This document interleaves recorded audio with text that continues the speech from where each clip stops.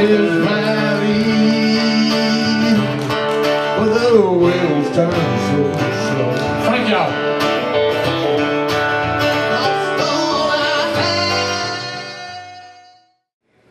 Well, words are thrown around like real, the real deal, and authentic. You're about to experience the real deal, something straight out of Little Rock, Arkansas. Would you please give a warm Seattle welcome? Make your hair stand up, and go ahead, stand up yourself. Give it up for Seth Freeman and Jeff Freeman doing an acoustic set to start us off tonight. The Blues to the TV.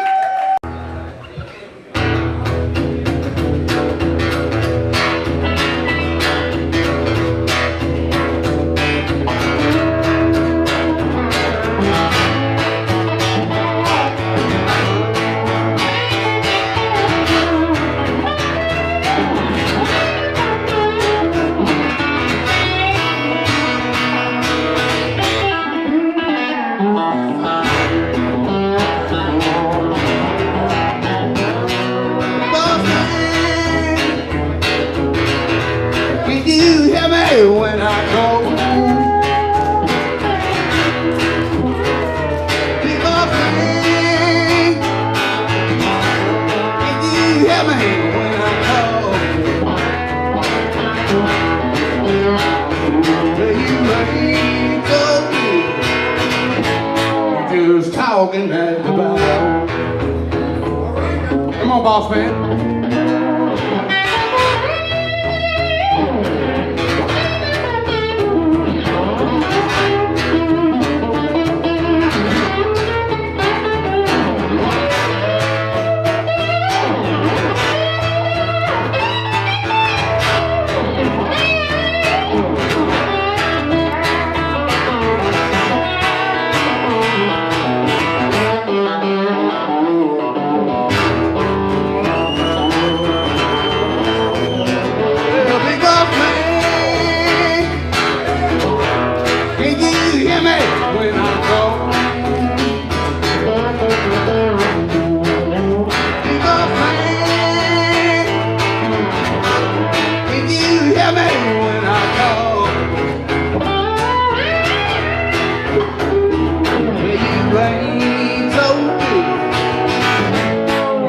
Talking back to Bible.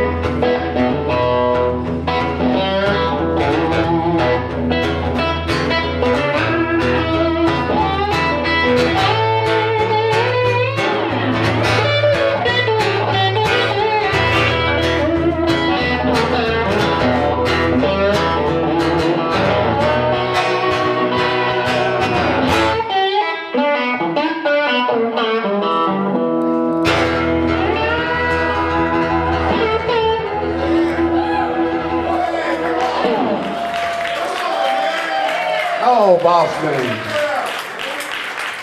Okay, so growing up in Little Rock, or near Little Rock actually, you spent time with both your mom and your dad, oftentimes a situation like that, but how much time did you get with your dad, Seth? I mean, you spent time learning about music from him, so over like 18 years or so? Pretty much every other weekend for most of it. Okay. I lived on the East Coast a little bit when I was 10 to 12, so I didn't see him so much then. Not so much time that it interfered with what I was doing. Well now, music was the focus in your whole family, right? I mean, you have players in your family that go deep into third generation, is it? So you're third generation guitar player. And your siblings also, so your mom and your sisters and your brothers, everybody. Tell me about your family growing up. Well, really, it's my mother's family. There were 13 of those, and all the grandkids, which I'm a grandkid, and most of the grandkids either had a family quartet or at least 2 or 3 of the kids play. but I guess me and Seth took it further than the rest of them. Although some of them are PhDs and like college musical doctors. So you really, I was going to ask you about that, the familial connection, because you talk about your grandfather. Is that his father on your dad's side? Okay. So your mom, but your dad was very musical, or is very musical. Yes. He's still alive? No, he's dead. Was it bluegrass, or what did he teach? Country mainly, but gospel was a big part of it all. Okay. And we're in the South, you know. We're not talking about black gospel. We're talking about hymnals, you know, hymnal gospel. And so, so when you were growing up, Seth, what was a family reunion like? A lot of people, big circle of people sitting around playing. You know, the music kind of didn't stop, but the people did change out and stuff. Lots of food. So a circle of chairs, any microphones, or just acoustic? Yeah, no, all acoustic. And so everybody had to really listen to each other, tune in. Yeah. And so when little Seth was coming up, when did you see that spark that you knew he had something to work with? 10, I would say. He was playing before he was 10, but I'd say he was about 10 when he decided maybe he was really going to do it. And he already knew a lot then, but he just didn't play so much. Well, and you did Blue Memories, which you wrote together when he was 9, so that had to be a sign of seriousness when you write music. That's pretty darn serious. Yeah, actually he was running with me and carrying a guitar at that time, so maybe it happened a little bit before 10. I can't remember it, you know, exactly like it went down, but basically all of his life. Now, you're quite the songwriter. I've heard a few of your songs, and I know you have a bevy, you have a stash of songs you haven't shared with us, huh? Probably. Probably. So this is really, both of you are kind of reaching out to hit the masses with your stuff at the same time. You've recorded 3 recordings, one with your dad, but your dad is also on the electric release. Tell me about the 3rd one again. It's all acoustic. It's just, I engineered it myself and playing on it. There's one other person playing on it, playing some harmonica tracks on a couple songs. But mainly it's about half covers, songs that inspired me, and then some of my songs as well. And so, when you recorded with your dad, was your intention was to get him on the record with you? Well, actually I recorded and engineered his own album for him. So there's 4 in the can. Well, technically, yes. Yeah, I have one. It's kind of what I consider to myself a demo, my first album, really. We had nothing to promote or get gigs with, so we cut an album. Me and this keyboard player, he's singing on half of it. And I don't really still sell that album or talk about it. But the ones we did recently was my band album, my acoustic album, and his album, which is highly eclectic, from gospel to bluegrass to southern rock to some blues to country. Yeah, got it all in there. You really cover a lot of territory. Yeah. I was mainly a bluegrass and country musician until Seth started becoming, you know, solely blues. We have a mutual friend. He's 10 years older than I am, and he's also Seth's friend, and he's like Seth's godfather. His name's Gary Ragland, and I started playing the blues in the late 80s, and they all laughed at me. Said I played like a country guy, but so since then, you know, Stevie Ray Vaughan changed me.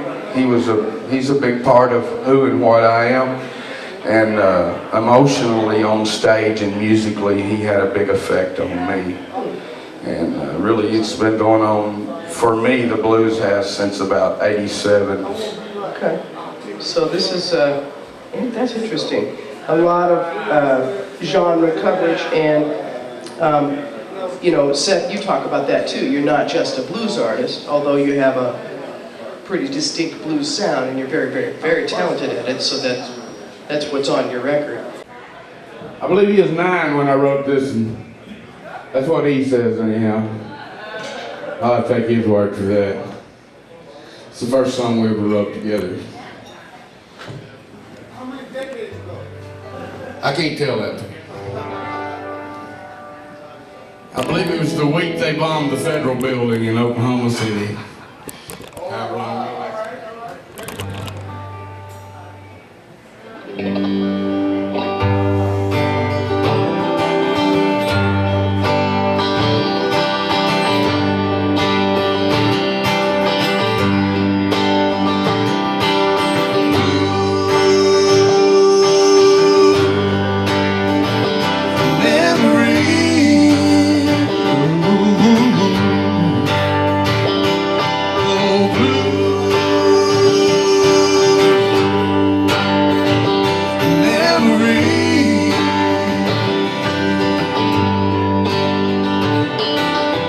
Say that a picture is worth 1,000 words, but I would not trade mine of you for anything on earth. But it is all that I have left of a love that we once had. I will never understand how that it went bad. When I go blue.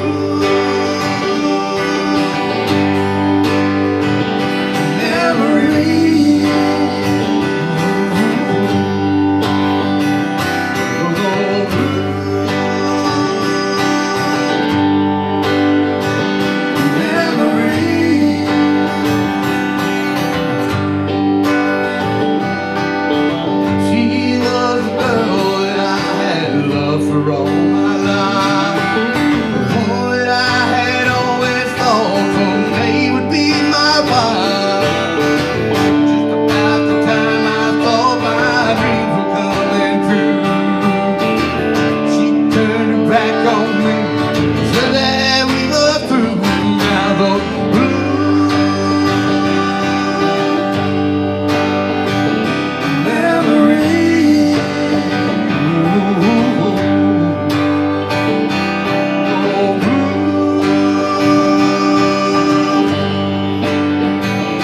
memories. Talk to him.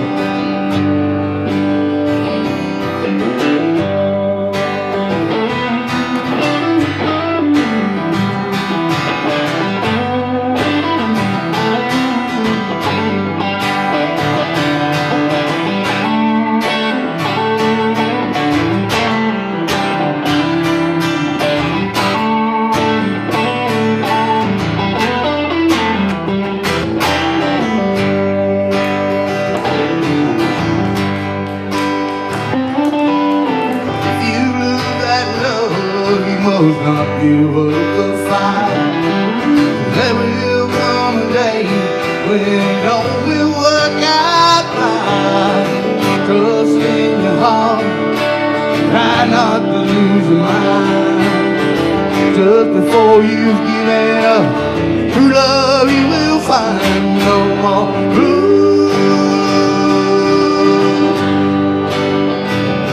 memories.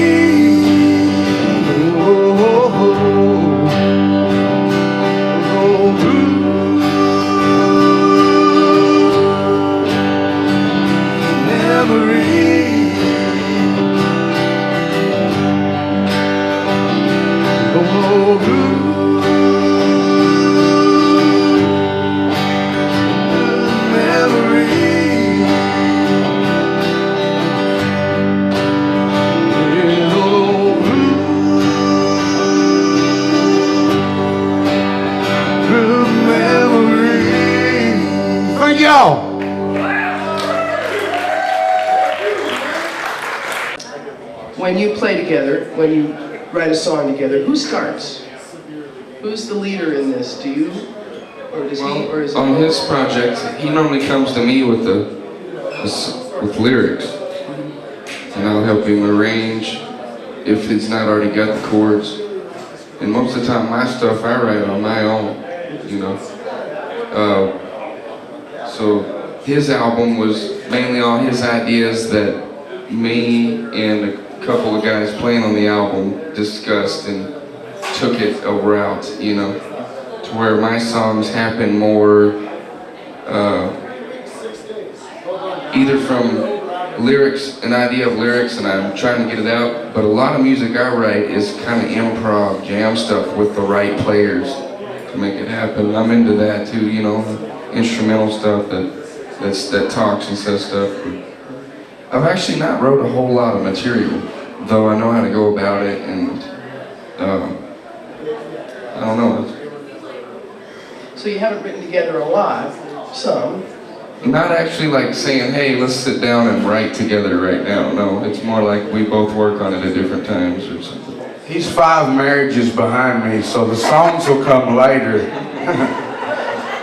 So I was just going to ask. He's working on the blues. I'm just going to ask what inspires you. Is that what inspires you? We actually just love music. I don't know if we chose it or it chose us. I was actually playing and singing when I was 6-year-old. So I don't even remember learning how to play the guitar. I learned so young. So Right.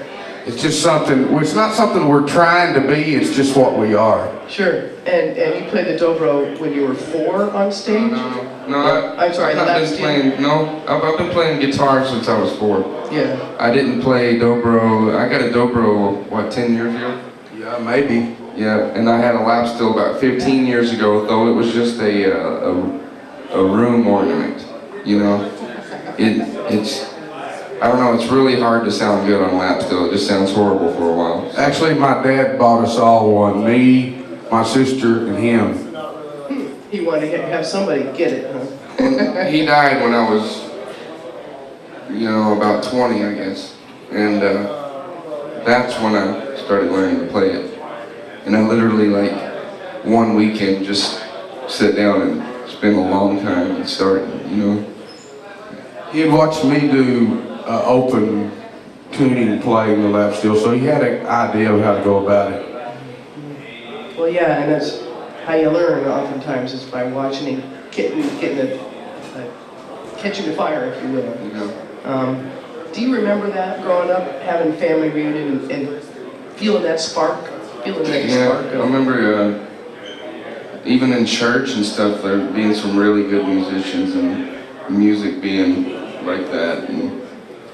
And then, like he was talking about Gary Ragland earlier, we used to go in the middle of nowhere, Arkansas, up in the mountains, in the Ozark Mountains, and Gary had a hog farm, and he had what he called the House of Blues, and it was this, you know, basically a studio. And I'd go up there and watch them play when I was young, and you know, that was great to me at the time. You know, now I know some of them guys that I was watching, and they're not so great. But when I was young, they inspired me, and it started it all, for sure.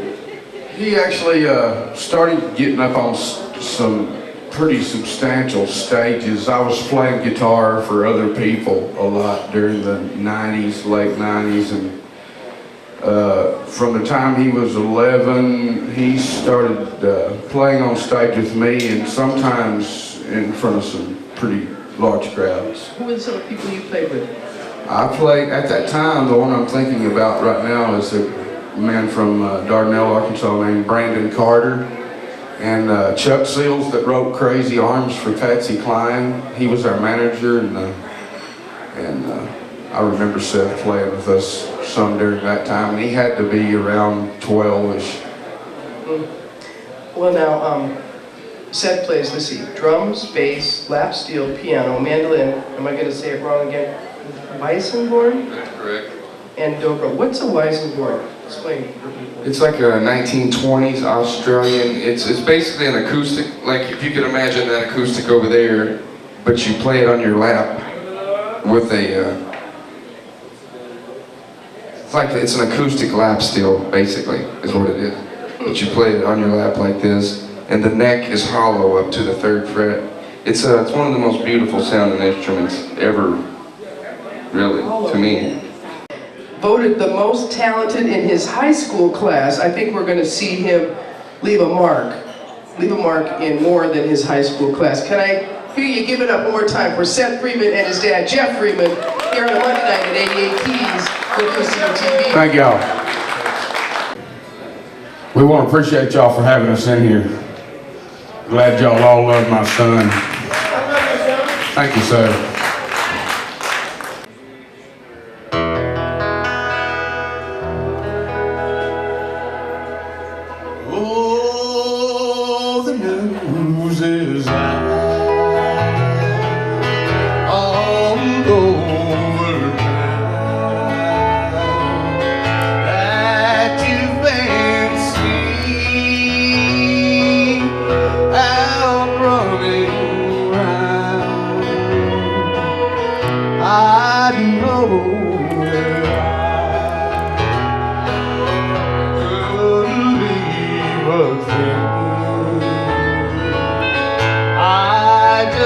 can't go.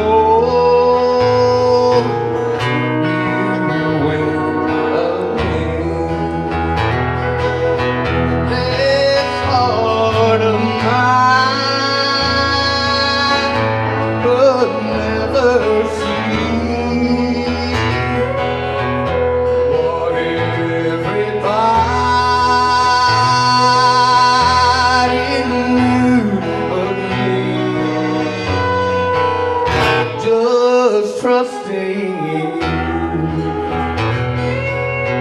would my great strength. I love you still. You will again. Play 'em old Hank, son.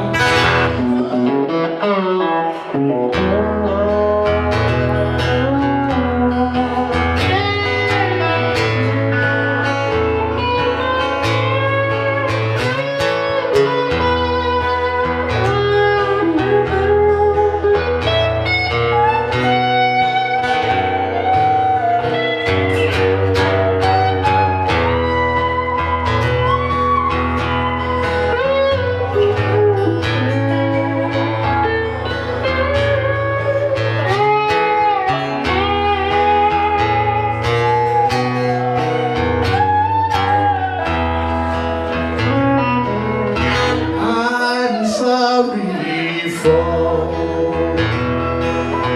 your victim life, forcing his head just like mine will bow. He'll give his heart all in vain to someday say you will again. You have no heart and you have no shame. You take true love and give the blame. I guess that I should not complain. I love you still. You will again. What can I do? You went again.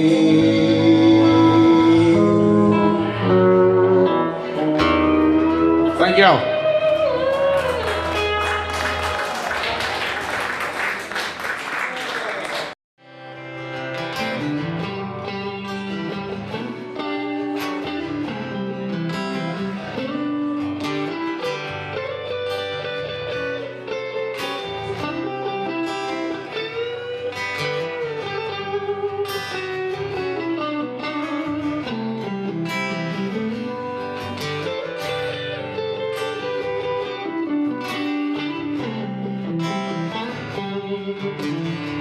Crazy just to follow me, and he called me in the phone.